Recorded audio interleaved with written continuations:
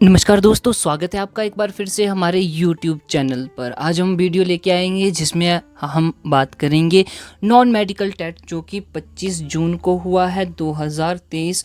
उसका जो non medical का एग्ज़ाम है उसमें केमिस्ट्री सेक्शन है, उसको डिस्क्रिप्शन डिटेल में हम यहाँ पे बात करेंगे। तो देखो यहाँ से कम 20 क्वेश्चन जो है वो हमारे पढ़ाई में से आए थे, यानी कि जो हमारा पेड बैच है, साथ में यूट्यूब्स की प्रीवियस ईयर वीडियोस या क्वेश्चंस की वीडियोस जो हमने डाली थी उसमें से आए थे। ठीक है, तो इसका प्रूफ भी आपको मिल जाएगा। सारी की सारी डिस्क्रिप्शन में लिंक्स मिल जाएंगी जहाँ से जो वीडियो से क्वेश्चन जो हैं वो आए थे, है ना। तो ये ज़रूरी नहीं है कि कहाँ से क्वेश्चन आए, क्यों नहीं आए, लेकिन ज़रूरी ये है कि आपने कितने सही किए। ठीक है, उनके पीछे क्वेश्चंस के पीछे का आंसर का रीज़न भी हम पता करेंगे कि क्यों जो है वो क्वेश्चन, कैसे जो है वो क्वेश्चन सॉल्व किया जाता है। ठीक है, तो सबसे पहले बात करते हैं क्वेश्चन नंबर 31 की। ठीक, 31, which fibre is also known as artificial silk. तो देखो ये भी वीडियो नंबर 1 जो हमारा केमिस्ट्री का था, जहाँ पे हमने पॉलीमर के बारे में डिस्कस किया था, फाइबर्स एंड पॉलीमर जो चैप्टर है ना, उसमें से क्वेश्चन आया हुआ था। तो वहाँ पे बढ़िया से लिखा हमने, आर्टिफिशियल सिल्क किसको बोलते हैं, रेयॉन को बोलते हैं। तो आर्टिफिशियल सिल्क का आंसर हमारे पास हो जाएगा ऑप्शन नंबर बी, क्या है, रेयॉन। ठीक है, रेयॉन। आगे बात करते हैं next, the plastic that is used to coat uniform fireman to make them fireproof. तो बहुत बार डिस्कस किया हमने कि मेलेमाइन जो है वो फायर प्रूफ क्लोथ्स को बनाने के काम आता है ना। तो इसका सिंपल सा सीधा सा आंसर हो जाता melamine, option number B. Melamine क्या है, एक थर्मोसेटिक प्लास्टिक पॉलीमर है, थर्मोसेटिंग प्लास्टिक पॉलीमर, है ना। तो इसका यूजेस आ गया था। तो देखो बोला था कि बहुत इंपॉर्टेंट है, एग्जाम में ज़रूर पूछा जाएगा, तो पूछा गया। ऑप्शन नंबर बी जो है वो बिल्कुल सही करेक्ट आंसर रहेगा फायर प्रूफ यूनिफॉर्म बनाने के लिए। ठीक है, बाकी के ऑप्शंस की भी बात कर लेते हैं। तो देखो ये हमारे पास है टेफ्लॉन, है ना। टेफ्लॉन को और क्या क्या बोलते हैं हम, पॉलीटेट्राफ्लोरोइथेन, PTEE, पॉलीटेट्राफ्लोरोइथेन, है ना, FPTFE। ठीक है, और इसके यूजेस क्या होते हैं, तो देखो कुकवेयर्स बनाने के काम आता है, कुकवेयर। और जो हम कोटिंग करते हैं यूटेंसिल्स के ऊपर, कोटिंग आपने देखा होगा, coating of utensils, black colour की कोटिंग होती है, वो किसकी होती है, टेफ्लॉन की होती है। कोटिंग ऑन यूटेंसिल्स, बर्तनों के ऊपर हम क्या करते हैं, कोटिंग करते हैं ब्लैक रंग की, वो टेफ्लॉन की होती है। फिर उसी तरह अगर हम बात करें PVC की, तो PVC कहाँ कहाँ यूज़ होता है, तो PVC का यूज़ रेन कोट्स बनाने में होता है, रेन कोट्स। ठीक है, रेन कोट्स बनाने में हो गया, हैंड बैग्स बनाने में, हैंड बैग्स, और अगर हम बात करें कि लेदर क्लॉथ बनाने में भी काम आता है। उसी तरह है हमारे पास PET की बात करें तो ये क्या होता है, पॉलीइथाइलिन टेरेफथेलेट। ठीक है, टेरेफथेलेट। ठीक, और इसका यूजेस क्या होते हैं, तो ये इनका यूजेस आ जाता है हमारे पास क्लोथ्स बनाने में। ठीक है, कंटेनर्स जो हमारे पास हम बोलेंगे कि जहाँ पे हम क्या है, खाना जो है उसको रख सकते हैं प्रिजर्व करके। लिक्विड्स कंटेनर, जिनमें कि हम लिक्विड्स जो हमारे पास बॉटल्स हो गई, ठीक है, जहाँ पे हम पानी स्टोर करते हैं, फिर फूड्स को स्टोर करते हैं ताकि वो गर्म रहे। तो इस तरह की चीज़ें जो है वो PET से बनती हैं, पॉलीइथाइलिन टेरेफथेलेट। और इसके मोनोमर्स क्या क्या हैं, एक तो टेरेफथेलिक एसिड है, तो नाम से ही पता लग रहा है टेरेफथेलिक एसिड आ जाएगा। और दूसरा हमारे पास हो जाता है इथाइलिन ग्लाइकोल, इथाइलिन ग्लाइकोल। तो ये क्या है, इसके पॉलीमर्स हैं, तो ये भी आपको पता होना चाहिए। ठीक है, आगे बढ़ते हैं next, which of the following reacts with cold water vigorously. इनमें से कौन सा जो है वो कोल्ड वाटर के साथ तीव्र अभिक्रिया करता है। तो देखो बहुत बार डिस्कस हो चुका है इसके बारे में, प्रीवियस ईयर क्वेश्चंस की वीडियो में भी हमने बात करा है ना, वो भी आप चेक कर सकते हैं। तो देखो सोडियम और पोटाशियम की बात करते हैं कि ये दोनों जो है क्या करते हैं, वाटर के साथ और एयर के साथ अगर रिएक्ट करते हैं तो फायर पकड़ लेते हैं, फायर कैचेस फायर इजीली। तो तीव्र अभिक्रिया हो रही है, आग पकड़ रहे हैं सोडियम एंड पोटाशियम। तो यहाँ पे हमारे पास ऑप्शन नंबर बी जो है वो बिल्कुल सही हो जाएगा, सोडियम, है ना। आगे देखो, which of the following non metal reacts and catches fire on exposure to air, ये भी हमने बात करी है, नॉन मेटल के बारे में पूछा है। तो ये एयर में, एक तो हो गया सोडियम और पोटाशियम, ये दोनों क्या है, ये दोनों मेटल है, और यहाँ पे नॉन मेटल की बात करी गई है तो फॉस्फोरस की बात करी थी हमने, ये भी हमने प्रीवियस ईयर वीडियोस में डिस्कस किया है, अच्छे से किया है। नॉन मेटल है और ये क्या करता है, एयर के साथ जो है वो अभिक्रिया करता है और फायर पकड़ लेता है, इसलिए इसको कहाँ रखते हैं, कोल्ड वाटर में रखते हैं। कहाँ पे रखते हैं, कोल्ड वाटर में। तो इस तरह से हमारे पास आंसर क्या हो जाएगा, option number A, phosphorus is correct answer. तो देखो ये 3 के 3 क्वेश्चन तो डायरेक्ट पूछे गए हैं। आगे देखो, which metal produces hydrogen gas on reaction with dilute hydrochloric acid, dilute HCl के साथ कौन सा जो है वो अभिक्रिया करता है और हमारे पास हाइड्रोजन गैस पैदा होती है। तो हाइड्रोक्लोरिक के साथ कौन सा है, यहाँ पे सोडियम हाइड्रोक्साइड भी दिया है और साथ में तीसरा आ जाएगा एल्यूमिनियम, और जब ये अभिक्रिया होती है तो हाइड्रोजन गैस निकलती है। ऑप्शन नंबर सी जो है वो बिल्कुल सही होगा। ठीक है, आगे देखिए, नेफ्थलीन बॉल्स, ये भी हमारी वीडियोस में से आया है। Naphthalene balls are obtained from coal tar and used as, तो नेफ्थलीन बॉल जिसको हम बोलते हैं, जो हम घरों में भी यूज़ करते हैं, कपड़ों में भी रखते हैं, नेफ्थलीन बॉल्स, है ना।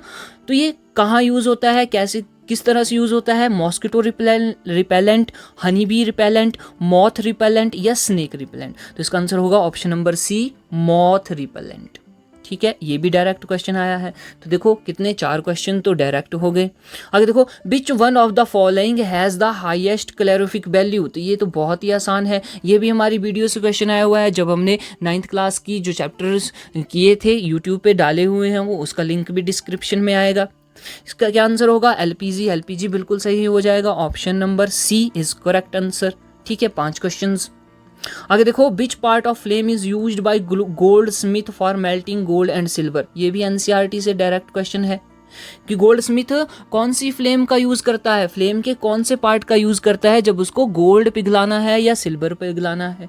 तो ऑप्शन बिल्कुल सही हो गया, ऑप्शन नंबर ए, आउटर जोन का, है ना।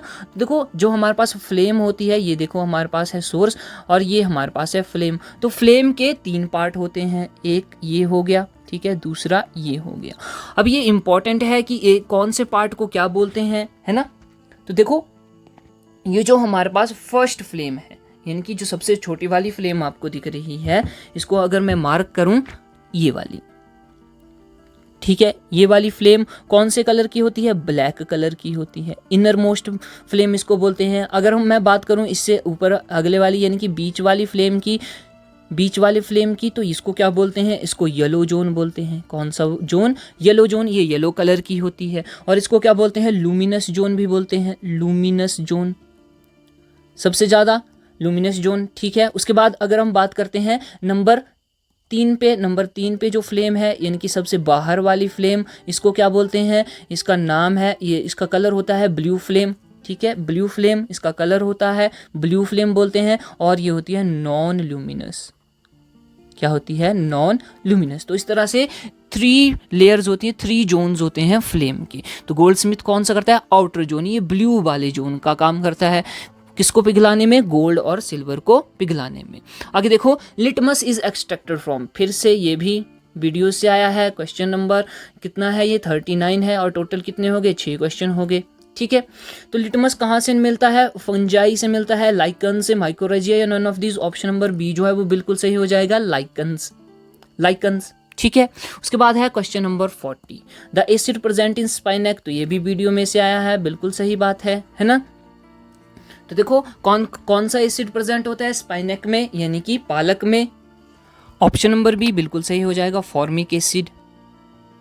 बिल्कुल नहीं, फॉर्मिक एसिड नहीं होगा। यहाँ पे पूछा गया है स्पाइनेक के बारे में, तो ऑक्सैलिक एसिड बिल्कुल सही हो जाएगा, option number C, oxalic acid. कहाँ पे पाया जाता है, स्पाइनेक में पाया जाता है, पालक में पाया जाता है। अब बात कर लेते हैं एसिटिक एसिड की, कहाँ पे पाया जाता है एसिटिक एसिड, तो ये वाइनेगर में पाया जाता है, विनेगर, है ना। आप फॉर्मिक एसिड की बात करें तो ये आंट्स स्ट्रिंग यानी कि चींटी के डंक में, और हमने देखा था कहाँ पे, nettle leaf, nettle leaf sting में भी पाया जाता है। तो नेटल लीफ में कांटे जैसे लगे होते हैं और वो उन कांटों में पाया जाता है फॉर्मिक एसिड। और लैक्टिक एसिड की बात करें तो ये सभी को पता है कि कहाँ पाया जाता है, कर्ड में पाया जाता है। तो देखो ये क्वेश्चन भी वहाँ से आया। अब देखो नेक्स्ट है, yes if China rose is used as natural indicator, China rose को हम नेचुरल इंडिकेटर के रूप में यूज़ करते हैं तो ये कलर देता है, कौन सा कलर देता है बेसिक सोल्यूशन में, है ना, बेसिक सोल्यूशन में कौन सा कलर देता है? तो इसका आंसर होगा green colour. Option number B कौन सा है, ग्रीन कलर देगा। ठीक, तो एसिडिक अगर हमारे पास बेसिक सोल्यूशन है तो ग्रीन कलर आएगा। अगर हम किसका यूज़ करते हैं, चाइना रोज का इंडिकेटर के रूप में यूज़ करते हैं। अगर हम बात करें कि एसिडिक सोल्यूशन में कैसा कलर देता है तो ये मैजेंटा कलर देता है। एसिडिक सोल्यूशन में कैसा कलर देता है, एक तो देता है ये मैजेंटा कलर, और अगर हम और बात बोलना चाहें तो डार्क मैजेंटा कलर हो गया और डार्क पिंक। ठीक है, आगे बढ़ते हैं। नेक्स्ट है, yes important question, the molarity of NaOH in the solution prepared by dissolving its 4 gram in enough water to form 250 ml of solution. तो देखो मोलैरिटी से क्वेश्चन पूछा गया है, किस तरह से मोलैरिटी का यूज़ करेंगे यहाँ पे हम। तो आपको पता है मोलैरिटी क्या होती है, नंबर ऑफ मोल्स, है ना, नंबर ऑफ मोल्स अपॉन कितना हमारे पास सोल्यूशन है। तो वहाँ पे क्या बात करेंगे, वॉल्यूम इन लीटर इंटू 1000, है ना। इस तरह से हमारे पास फॉर्मूला होता है मोलैरिटी का, मोलैरिटी।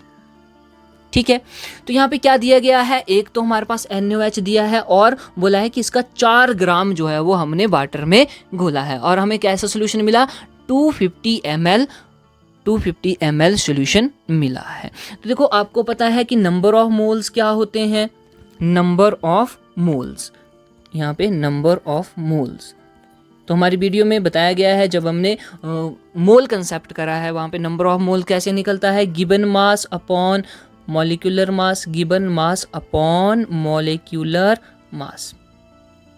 ठीक है, गिवन मास कितना दिया है, 4 ग्राम दिया है NaOH का। और अगर हम मोलर मास की बात करें, मॉलिक्यूलर मास की वेट की बात करें तो वो कितना होता है, किसका, NaOH का, है ना, होता है 40। ठीक है, 40 ये हो गया हमारे पास नंबर ऑफ मोल्स। अब बात करता है वॉल्यूम इन लीटर की, तो वॉल्यूम इन लीटर में कितना दिया है हमारे पास, देखो ये ml की बात हो रही है, ml की बात होगी यहाँ पे, तो इनटू हम 1000 करेंगे, कितना है 250 ml है और इनटू 1000 कर देंगे।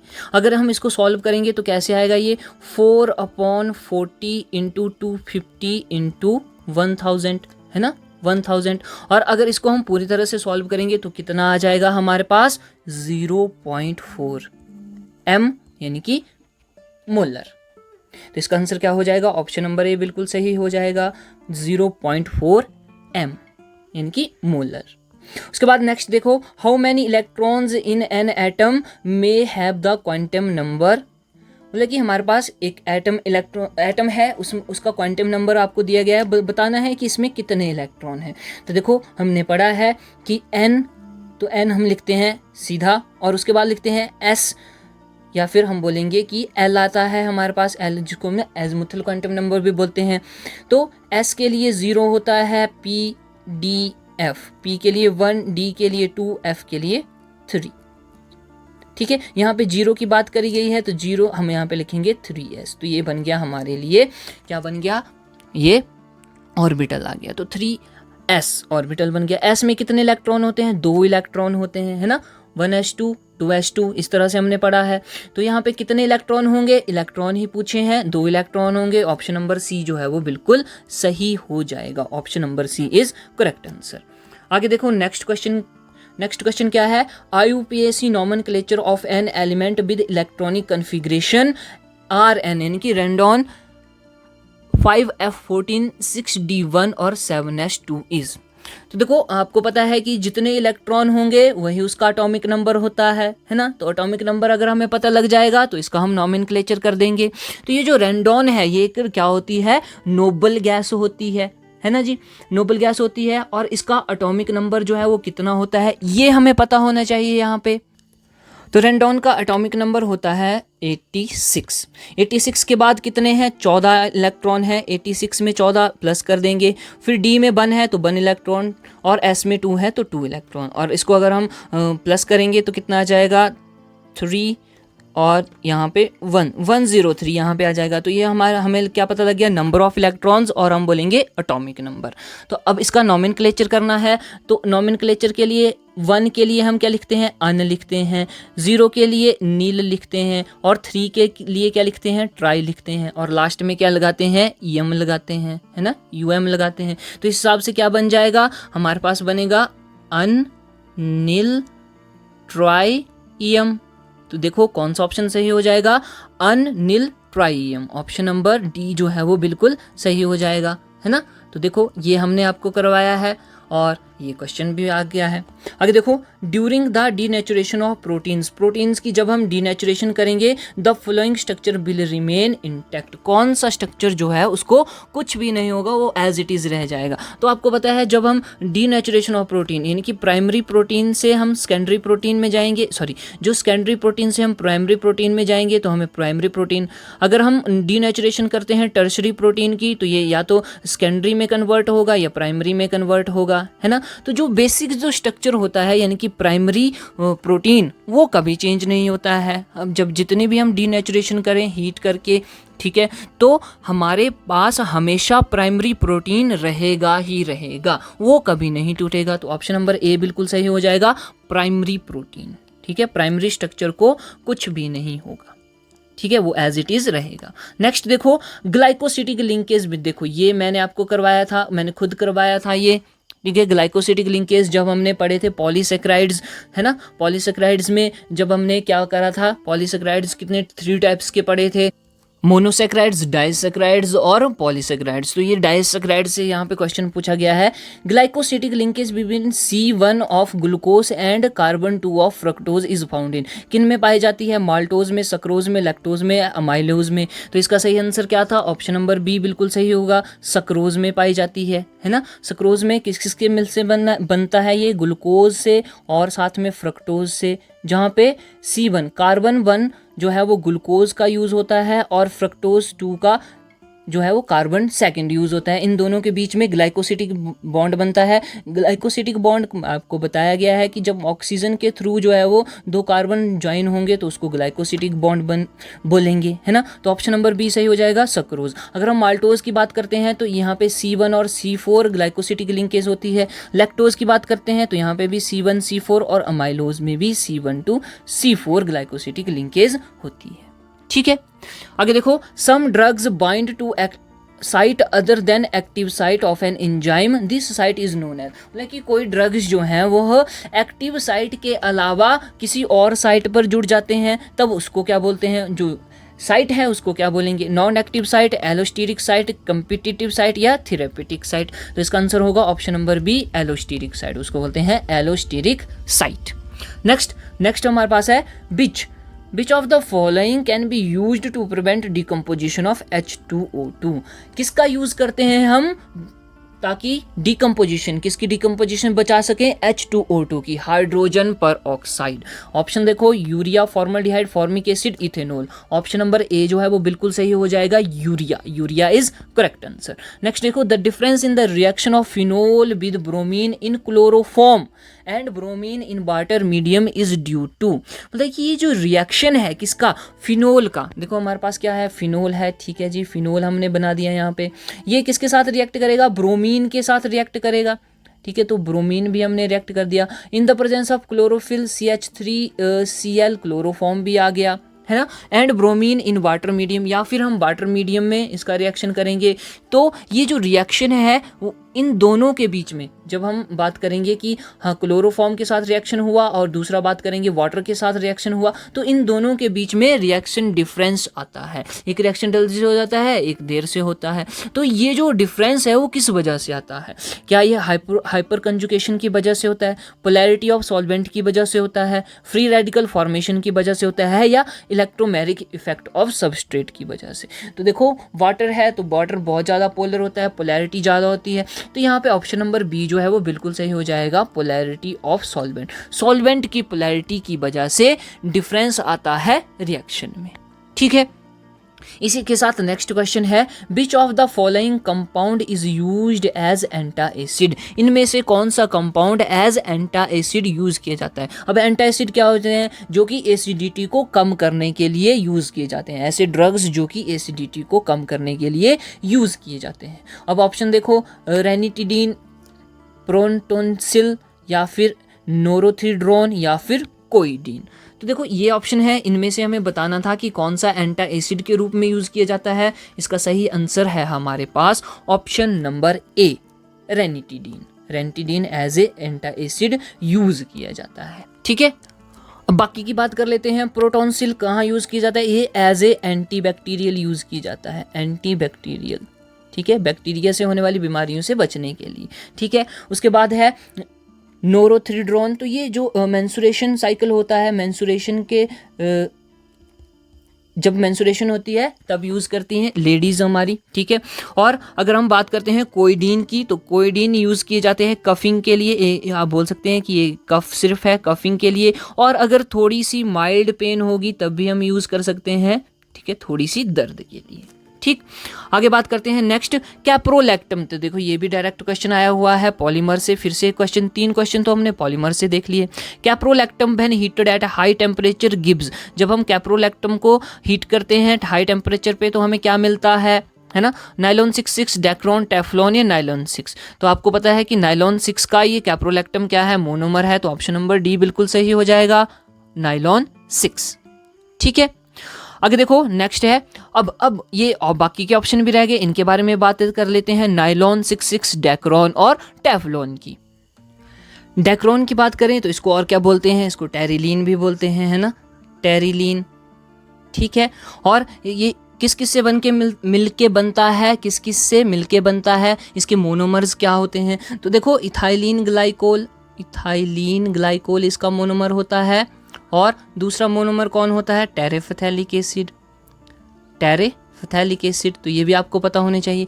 अब इनके यूजेस की बात करते हैं कि यूज़ कहाँ पे होता है, डेक्रोन। तो देखो जो हमारे पास सिंथेटिक फाइबर हैं, सिंथेटिक फाइबर्स को बनाने में यूज़ होता है। ठीक है जी, सेफ्टी बेल्ट्स होती हैं, सेफ्टी बेल्ट्स, जहाँ पे बड़े बड़े काम होते हैं वहाँ पे सेफ्टी बेल्ट्स बनाई जाती हैं, वहाँ पे यूज़ होता है।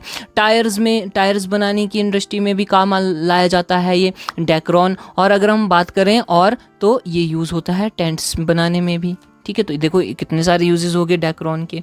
उसी तरह टेफ्लॉन की हमने बात कर ली कि यूटेंसिल्स, कुकवेयर्स की कोटिंग के लिए यूज़ किया जाता है टेफ्लॉन, है ना, कुकवेयर बनाने में, और उनकी ब्लैक कलर की जो कोटिंग होती है उसके लिए भी यूज़ किया जाता है। अब बात करते हैं नायलॉन 6 की। ये बहुत ज़्यादा इंपॉर्टेंट है नायलॉन 6। इसके मोनोमर्स क्या क्या होते हैं ये हमें पता होना चाहिए, है ना, और नायलॉन के जो यूजेस हैं उनके बारे में भी पता होना चाहिए। तो देखो नायलॉन 6 के मोनोमर्स क्या क्या होते हैं। एक तो होता है हमारे पास हेक्सामिथाइलिन डायामीन। ठीक है, और दूसरा कौन सा होता है, दूसरा हमारे पास आ जाता है एडिपिक एसिड। ठीक है, तो ये मोनोमर होते हैं नायलॉन 6 के। ठीक है, अब इसका यूजेस देखो, यूजेस क्या क्या होते हैं। तो यहाँ पे लिखते हैं सिंथेटिक फाइबर को बनाने में काम आता है। ठीक है जी, सिंथेटिक फाइबर हो गए। उसके बाद नेट्स, जो फिशिंग नेट्स होते हैं, मछलियों का जाला बनाने में काम आता है नायलॉन 6। और रोप्स बनाने में भी काम आता है, साथ में टायर्स इंडस्ट्री में भी यूज होता है। ठीक है, तो यहाँ तक हमें पता होना चाहिए। आगे देखो नेक्स्ट क्वेश्चन है, find the number of lone pairs of electrons on central atom of xenon F2। हमें बताना है कि कितने लोन पेयर होंगे सेंट्रल एटम। तो यहाँ पे सेंट्रल एटम क्या है, ज़ीनॉन है। तो ज़ीनॉन के बारे में हमें पता होना चाहिए। सबसे पहले इसकी इलेक्ट्रॉनिक कन्फिग्रेशन पता होनी चाहिए। इलेक्ट्रॉनिक कन्फिग्रेशन होगी तभी हम इसका पता लगा सकते हैं, है ना। तो देखो ज़ीनॉन की इलेक्ट्रॉनिक कन्फिग्रेशन क्या होती है, ये होती है क्रिप्टॉन 4d10 5s2 और 5p6। ये होती है ज़ीनॉन की इलेक्ट्रॉनिक कन्फिग्रेशन। ठीक है। अब देखो हमने क्या करना है, 2 फ्लोरीन जो है वो इसके साथ अटैच हुए हैं, तो हमने एक्साइटेशन करानी पड़ेगी। ठीक है, एक्साइटेशन होगी तो देखो आउटर मोस्ट सेल लेंगे हम। ठीक है, आउटर मोस्ट ले लिया। आउटर मोस्ट सब सेल हमारे पास ये है, ये आ गया S, 5s की बात करेंगे, और ये आ गया 5p। तो 5s में कितने इलेक्ट्रॉन है, 2 इलेक्ट्रॉन है, और p में कितने हैं, 6 इलेक्ट्रॉन है। तो सारे के सारे फुली फिल्ड है। अब इसकी एक्साइटेशन होगी तो देखो S P, ठीक है, और D की बात करते हैं, D 1 2 3 4 5, ठीक है। तो ये हो गया D, ये हो गया 5D। देखो यहाँ पे हमें 2 चाहिए, तो 2 इलेक्ट्रॉन्स की एक्साइटेशन कराएंगे, क्योंकि 2 एक इलेक्ट्रॉन एक फ्लोरीन का, दूसरा इलेक्ट्रॉन दूसरी फ्लोरीन का आएगा। तो यहाँ पे हम देखेंगे 1 2 3, 2 की एक्साइटेशन करेंगे। तो एक्साइटेशन के लिए हमने यहाँ पे लिख दिया, ये हमारे हो गए एक्साइटेड। ठीक है, यहाँ पे हो गए हमारे पास एक्साइटेड। एक इलेक्ट्रॉन एक्साइट होगा, एक इलेक्ट्रॉन क्या होगा, एक्साइट होगा, और एक जो है वो खाली स्पेस जो है वो बन जाएगा हमारे पास यहाँ पे। ये खाली स्पेस बन गया, यहाँ पे भी एक खाली स्पेस है। तो यहाँ पे क्या होगा, फ्लोरीन जो है वो आके फ्लोरीन यहाँ पे बनाएंगी अपना इलेक्ट्रॉन यहाँ पे। ठीक है, तो ये हो गए 2 फ्लोरीन आगे, बिल्कुल ठीक है, 2 आगे। अब देखो अब कितने लोन पेयर बचे, ये देखो यहाँ पे लोन पेयर बिल्कुल ठीक है, ये भी फुली फिल्ड है, ये भी लोन पेयर आ गया, ये भी फुली फिल्ड है, ये भी लोन पेयर आ गया। तो कितने लोन पेयर आ गए, 3 लोन पेयर्स, 3 लोन पेयर्स। और अगर हम इसकी हाइब्रिडाइजेशन की बात करें तो हाइब्रिडाइजेशन के लिए हम बोलेंगे कि कितने यहाँ पे एक S यूज़ हुआ, ठीक है जी, S लिख देंगे। कितने 3 P हुए तो 3P लिख देंगे, P3 हो गया। और एक D का यूज़ हुआ तो एक D हो गया। ये इसकी क्या आ गई, हाइब्रिडाइजेशन आ गई। अगर हम इसके स्ट्रक्चर की या ज्योमेट्री की बात करें तो ये कैसी होती है, लीनियर होती है। कैसी होती है, लीनियर होती है। इसको ड्रॉ करेंगे अगर हम तो ज़ीनोन ये आ गया, और इसके बाद 1 2 लोन पेयर, और ये तीसरा लोन पेयर, साथ में ये एक F आ गया, ये दूसरा F आ गया। ठीक है, ये तीनों एक ही प्लेन में होते हैं, इसलिए इसकी ज्योमेट्री क्या है, लीनियर है, लीनियर ज्योमेट्री है। इन दोनों के बीच में कितना एंगल होगा, 180 डिग्री का। तो लीनियर ज्योमेट्री में 180 डिग्री का एंगल होता है। ठीक है, तो इस तरह से ऑप्शन नंबर C जो है वो बिल्कुल सही हो जाएगा, 3 लोन पेयर होंगे। ठीक है, एक्साइट कितने करवाए हमने, एक ही इलेक्ट्रॉन एक्साइट कराया, जिससे हमारे लिए 2 फ्लोरीन एटम के लिए जगह बन गई। ठीक है, अब देखो नेक्स्ट, यस ये भी करवाया गया है आपको। Name the following reaction. Following reaction, हमें ये रिएक्शन दिया गया है, क्या है ये, ethyl halide, alkyl halide, alkyl halide. ठीक है, और साथ में क्या है हमारे पास, सोडियम है प्लस सोडियम। ठीक है, और ड्राई ईथर की प्रेजेंस में, ठीक है जी, ड्राई ईथर की प्रेजेंस में हो गया। तो इस रिएक्शन को क्या बोलेंगे हम, और हमें क्या मिल रहा है, अल्केन मिल रहा है, अल्केन। ये इंपॉर्टेंट बात है, अल्केन मिल रहा है। तो जब हम अल्काइल हलाइड को सोडियम के साथ रिएक्ट करवाते हैं in the presence of dry ether, तो उस रिएक्शन को बोलते हैं वुड्स रिएक्शन, है ना। और हमें प्रोडक्ट क्या मिलता है, अल्केन मिलता है। क्या मिलता है, अल्केन मिलते हैं। तो ये हो गया Wurtz Fittig reaction, Wurtz reaction, only Wurtz reaction. ठीक है, तो ये इस तरह से सॉल्व होना था। अगर हम बाकियों की बात कर लेते हैं, है ना, बाकी हमारे पास क्या है, जैसे कि यहाँ पे है वुड्स फटीग रिएक्शन। तो वुड्स फटीग रिएक्शन में क्या होता है, अल्काइल हलाइड और साथ में जो हमारे पास है अराइल। तो यहाँ पे बोलेंगे aryl group, aryl group. Aryl group में क्या लेंगे हम, यहाँ पे लिखता हूँ मैं, अराइल ग्रुप में अराइल हलाइड लेंगे। अराइल हलाइड मतलब वहाँ पे हमें बेंजील एरोमेटिक जो है वो प्रेजेंट होगा। ठीक है, तो ये आ गया हमारे पास अराइल हलाइड। जब ये रिएक्ट करेगा किसके साथ, अल्काइल हलाइड के साथ, alkyl halide in the sodium यहाँ पे आएगा, और dry ether in the presence of dry ether, तब हमारे पास क्या बनेगा, तो एरोमेटिक कंपाउंड बनेगा। एरोमेटिक कंपाउंड जैसे कि हम बात करेंगे ये, और यहाँ पे CH3, यानी कि ये क्या है, टॉलीन बन गई हमारे पास। क्या बन गई, टॉलीन, इस तरह से। ठीक है, तो ये हो गया वुड्स फटीग रिएक्शन, ये वाला वुड्स फटीग रिएक्शन। अगर हम बात करते हैं रीमर टीमैन रिएक्शन की, है ना, तो रीमर टीमैन रिएक्शन में क्या होता है, देखो इसमें फिनोल रिएक्ट होते हैं। ठीक है जी, फिनोल रिएक्ट होगा किसके साथ, क्लोरोफॉर्म के साथ रिएक्ट हो गया, क्लोरोफॉर्म। ठीक है, in the presence of NaOH, या फिर हम बोल सकते हैं KOH, इन दोनों की प्रेजेंस में ये रिएक्ट होगा और हमें क्या मिल जाएगा, एल्डेहाइड ग्रुप मिल जाएगा। एल्डेहाइड ग्रुप जो है वो क्या करेगा, ऑर्थो पे, aldehyde at ortho position, aldehyde at ortho position. देखो फिनोल क्या है हमारे पास, ये आ गया हमारे पास फिनोल, ठीक है जी, फिनोल आ गया है ना। क्लोरोफॉर्म CH3Cl, क्लोरोफॉर्म आ गई, सॉरी ये हमारे पास क्लोरोफॉर्म नहीं है, क्लोरोफॉर्म होता है CHCl3, ये आ गया chloroform in the presence of sodium hydroxide या पोटेशियम हाइड्रोक्साइड। ये क्या देगा हमें, एल्डेहाइड ग्रुप देगा इन ऑर्थो पोजीशन पे, ठीक है, ऑर्थो पोजीशन। तो देखो ये इस तरह से, और ये आ गई ऑर्थो पोजीशन। यहाँ पे हमें क्या मिल रहा है, ये देखो एल्डेहाइड ग्रुप CHO, है ना। तो इस तरह से होता है रीमर टीमैन रिएक्शन। और अगर हम फिटीग रिएक्शन की बात करेंगे, किसकी, फिटीग रिएक्शन की। फिटीग रिएक्शन में क्या होता है, तो फिटीग रिएक्शन के लिए मैं यहाँ पे लिख देता हूँ फिटीग रिएक्शन, ठीक है। यहाँ पे अराइल ग्रुप रिएक्ट होते हैं, ठीक है जी, अराइल ग्रुप रिएक्ट हो गए किसके साथ, सोडियम के साथ, इन द प्रेजेंस ऑफ, फिर से ड्राई ईथर आएगा, ड्राई ईथर, और ये क्या देते हैं, बाइफिनाइल देंगे, अराइल ही देंगे, ठीक है, बाइफिनाइल, यहाँ पे बाइफिनाइल। किस तरह से होगा ये भी देख लेते हैं। देखो अराइल ग्रुप है हमारे पास, 2 अराइल ग्रुप आ गए, अराइल हलाइड एक और दूसरा अराइल हलाइड, इनकी 2 मॉलिक्यूल इसके आगे सोडियम के साथ in the presence of dry ether, और ये क्या देगा हमारे पास, बाइफिनाइल देगा, बाइफिनाइल। तो हलाइड जो है वो यहाँ से निकल जाएंगे और ये दोनों आपस में जुड़ जाएंगे, इसको बोलेंगे बाइफिनाइल। तो इस तरह से होता है फिटीग रिएक्शन। अगर देखो which of the following is used to slow down the setting of cement, cement की सेटिंग को स्लो डाउन के लिए कौन सा यूज होगा, सिंपल सा है, option number A, gypsum is correct answer, है ना। उसके बाद है नेक्स्ट है फर्स्ट ऑर्डर रिएक्शन हैज, देखो ये भी इंपॉर्टेंट है, ये भी आपको करवाया गया था। इसमें क्या लगना था, सिंपल सा फर्स्ट ऑर्डर रेट लॉ लगना था, है ना।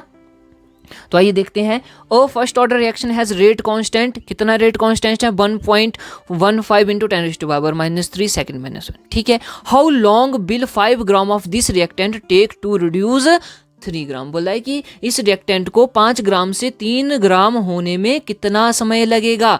तो इसका फॉर्मूला क्या होता है, हमने पढ़ा है, बिल्कुल पढ़ा है, time is equal to 2.033 upon हमारे पास K, rate constant log final और इनिशियल अपॉन फाइनल स्टेट, ठीक है, रिएक्टेंट की इनिशियल और फाइनल स्टेट। तो देखो टी हमारे पास निकालना है, टाइम निकालना है, और बाकी का ऐसे ही रख देंगे कि रेट कांस्टेंट की वैल्यू दी है 1.15 इंटू 10⁻³ और उसके बाद लॉग, और इनिशियल कितना है, इनिशियल हमारे पास 5 है, और फाइनल कितना है, फाइनल हमारे पास 3 है ना। तो अगर हम इसको सॉल्व करेंगे तो ये आ जाएगा अराउंड ऑप्शन नंबर बी, ठीक है, 444 सेकेंड्स, ऑप्शन नंबर बी जो है वो बिल्कुल सही हो जाएगा, ठीक है जी। आगे बढ़ते हैं, आगे है considering the elements boron, aluminium, magnesium and potassium, बोला कि करेक्ट मेटालिक ऑर्डर, इसका metallic order, correct metallic order बताना है हमें। तो हमें पता है हमारे पास मॉडर्न पीरियोडिक टेबल है, जब हम लेफ्ट से चलते हैं किसकी तरफ, राइट की तरफ चलते हैं, तो मेटालिक करेक्टर क्या होता है, इंक्रीज होता है, डिक्रीज होता है, मेटालिक करेक्टर डिक्रीजेस, ठीक है। कैसे, देखो आपको पता है कि पहले 2 हैं अल्कली मेटल और अल्केलाइन मेटल्स, है ना, वो क्या होते हैं, मेटल्स होते हैं। फिर जब हम आगे की तरफ जाते हैं तो आगे हमें नॉन मेटल्स मिलते हैं, और उसके बाद जाते हैं तो लास्ट में क्या मिलता है, गैसेस मिलती है ना, गैसेस मिलती हैं। तो देखो मेटल्स से गैसेस जा रही है तो मेटालिक करेक्टर जो है वो डिक्रीज हो रहा है। अब देखो हमारे पास है बोरोन है, एल्यूमिनियम है, मैग्नीशियम है, पोटाशियम है, तो पोटाशियम आता है यहाँ पे, ठीक है। अगर हम बात करें इस तरह से मॉडर्न पीरियोडिक टेबल की, पोटाशियम यहाँ पे आएगा और उसके अगले ग्रुप में क्या आएगा, मैग्नीशियम आएगा, ठीक है। एल्यूमिनियम की बात करें तो एल्यूमिनियम यहाँ जैसे होता है, और बोरोन की बात करें तो मेटालिक करेक्टर की अगर हम बात कर रहे हैं तो सबसे ज़्यादा किसका होगा, पोटाशियम का होगा, के का होगा, ठीक है जी, के का, उसके बाद मैग्नीशियम का, उसके बाद एल्यूमिनियम का, और फिर बोरोन का। तो ऑप्शन नंबर डी जो है वो बिल्कुल सही हो जाएगा, ठीक। तो तो ये देखो मॉडर्न पीरियोडिक टेबल के जो जितने भी ट्रेंड हैं वो हमें पता होना चाहिए। एटॉमिक रेडियस कहाँ को बढ़ती है, कहाँ को घटती है, metallic character, basic character, acidic character, यहाँ से क्वेश्चन जो है वो पूछा जाता है। आगे देखो, considering the elements F, Cl, O और N, इनकी फ्लोरीन, क्लोरीन, ऑक्सीजन और nitrogen, the correct order of their chemical reactivity in term of oxidizing property. अब जब कोई ऑक्सीडाइज होगा तो उसकी रिएक्टिविटी भी होगी, है ना, तो हमें करेक्ट ऑर्डर बताना है। तो इसका सबसे ज़्यादा हमने पढ़ा है फ्लोरीन है, क्लोरीन है। सबसे ज़्यादा इलेक्ट्रोनेगेटिव कौन होता है? फ्लोरीन होता है। सबसे ज़्यादा रिएक्टिव भी यही होगा, तो फ्लोरीन जो है वो सबसे ज़्यादा रिएक्टिव होगा। दो ऑप्शन में से बाकी जो है हमारे पास कैंसिल हो जाएंगे। उसके बाद किसकी बात करेंगे? ऑक्सीजन की बात करते हैं, ठीक है। तो उसके बाद ऑक्सीजन आ जाता है, तो ऑक्सीजन आएगा, फिर क्लोरीन आएगा, फिर नाइट्रोजन आएगा। तो ऑप्शन नंबर बी जो है वो बिल्कुल सही होगा, ठीक है। Option number B is correct. Next देखो, yes, on a ship sailing in Pacific ocean where temperature is 23.4 degree, a balloon is filled with 2 liter air, but will the volume of the balloon when the ship reaches Indian ocean temperature is 26.1 degree Celsius. तो देखो ये question कहाँ से है? तो ये हमारे पास जितने भी लॉज हैं वहाँ से आया। अब यहाँ पे दिया गया है, एक तो हमें टेम्परेचर दिया है और एक दिया है वॉल्यूम दिया है। तो हमें याद करना है कि वॉल्यूम और टेम्परेचर के बीच में जो संबंध बताता है वो कौन सा लॉ बताता है ना। एक तो हमने क्या बोला कि PB is equal to NRT, ideal gas equation जिसको हम बोलते हैं। तो यहाँ पे ये सारी चीज़ें कांस्टेंट रहती हैं, तो ये तो यहाँ पे लगेगा नहीं, है ना। हमें बात है, हमें ढूंढना है टेम्परेचर और वॉल्यूम। तो यहाँ पे चार्ल्स लॉ की बात करेंगे। चार्ल्स लॉ क्या बोलता है कि volume is directly proportion to temperature, है ना, ऐसी बात करता है। B is directly proportion to T। हाँ जी, बिल्कुल ठीक है। तो ये वाला हमारे पास लॉ लगेगा। तो यहाँ पे आएगा B1/T1 is equal to B2/T2, B2/T2। अब देखो B1 वॉल्यूम कितना है? 2 है, हमने लिख दिया। टेम्परेचर कितना है? 23.4 डिग्री सी। और जब हम इसको केल्विन में कन्वर्ट करेंगे तो इसमें कितना ऐड करेंगे? 273.16 केल्विन। तो ये कितना आ जाएगा हमारे पास? 273 और ये आ जाएगा 296.4 केल्विन, ठीक है। तो यहाँ पे हम इसको लिख देंगे कि ठीक है जी, आ गया 296.4 केल्विन। अब इजिकल टू करके B2 हमें निकालना है, यही पूछा है, but will be the volume, तो B2 लिख देंगे। और नीचे हम टेम्परेचर लिखेंगे। टेम्परेचर कितना है? 26.1 डिग्री। अगर इसको केल्विन में कन्वर्ट करेंगे तो ये आएगा 299.1 केल्विन, ठीक है। ये आ जाएगा टेम्परेचर। अब जब हम इसको सॉल्व करेंगे तो B2 की वैल्यू हमारे पास इस तरह से आ जाएगी 296.4 इंटू 2। और इसको अगर पूरी तरह से सॉल्व करेंगे तो ये आ जाएगा 2.018 लीटर। ऑप्शन नंबर ए जो है वो बिल्कुल सही हो जाएगा। कौन सा? ऑप्शन नंबर ए, ठीक है। तो इस तरह से ये सॉल्व होना था। देखो ये जो है बहुत ही इंपॉर्टेंट रहेगा हमारे मेडिकल के लिए भी, क्योंकि ये कॉन्सेप्ट्स जो हैं वो वही रहेंगे और यहीं से क्वेश्चन पूछा जा सकता है। अब आगे देखो, नेक्स्ट है yes, a reaction A+B C+D, A+B gives C+D+Q। Q क्या है? यहाँ पे हीट है, एंट्रोपी है, पॉजिटिव चेंज एंट्रोपी है, ठीक है। तो ये कहाँ पे होगी? बोला कि पॉसिबल एट हाई टेम्परेचर। अगर हाई टेम्परेचर होगा तभी पॉजिटिव एंट्रोपी चेंज होगा, या फिर लो टेम्परेचर है तभी एंट्रोपी चेंज होगा। Not possible at any temperature, किसी भी टेम्परेचर पर पॉसिबल नहीं है, या फिर पॉसिबल एट एनी टेम्परेचर। तो देखो थर्मोडायनामिक्स से ये क्वेश्चन पूछा गया है, थर्मोडायनामिक्स। तो जब पॉजिटिव एंट्रोपी चेंज की बात करें तो वो कोई भी टेम्परेचर पर हो सकती है, किसी भी टेम्परेचर पर रिएक्शन जो है वो पॉसिबल है। तो ऑप्शन नंबर डी जो है वो बिल्कुल सही हो जाएगा, पॉसिबल एट एनी टेम्परेचर। अब आगे देखो, विच non metal is liquid at temperature. तो ये भी हमने बहुत बार डिस्कस किया है, ठीक है। तो which non metal is liquid at room temperature. कौन सा नॉन मेटल लिक्विड होता है room temperature? Bromine. Option number B बिल्कुल सही हो जाएगा, ठीक है। अगर हम आयोडीन की बात करें तो ये एक ऐसा नॉन मेटल है जो कि लस्ट्रस होता है, चमकीला होता है, लस्ट्रस होता है, ठीक है। और अगर हम मेटल की बात करें, कौन सा मेटल जो है वो रूम टेम्परेचर पर क्या होता है? लिक्विड होता है, रूम टेम्परेचर पर लिक्विड होता है, तो वो आ जाएगा मरकरी, ठीक है, मरकरी, ठीक। तो इतनी बातें आपको ध्यान में रखनी थी। तो देखो ये थे हमारे क्वेश्चंस और यही हमने एग्ज़ाम डिस्कस किया, एनालाइज किया, और अगर आपको लगता है कि कहीं पे कुछ गलत करवाया गया है तो आप कमेंट सेक्शन में ज़रूर बता सकते हैं। और आपको ध्यान में बात रखनी है कि ये याद रखने हैं, इसको कंसेप्ट को थॉरली पढ़ना है, अच्छे से पढ़ना है। मेडिकल्स के लिए बहुत ही ज़रूरी है, बहुत ही इंपॉर्टेंट हो जाएगा क्योंकि उनका एग्ज़ाम है। ठीक है, फिर तो मिलते हैं नेक्स्ट वीडियो में और अगले एग्जाम की एनालिसिस हम ज़रूर करेंगे। बने रहें हमारे साथ, हमारी वीडियो को शेयर ज़रूर करें, साथ ही सब्सक्राइब करें चैनल को। ठीक है दोस्तों, मिलते हैं नेक्स्ट वीडियो में। जय हिंद, जय भारत।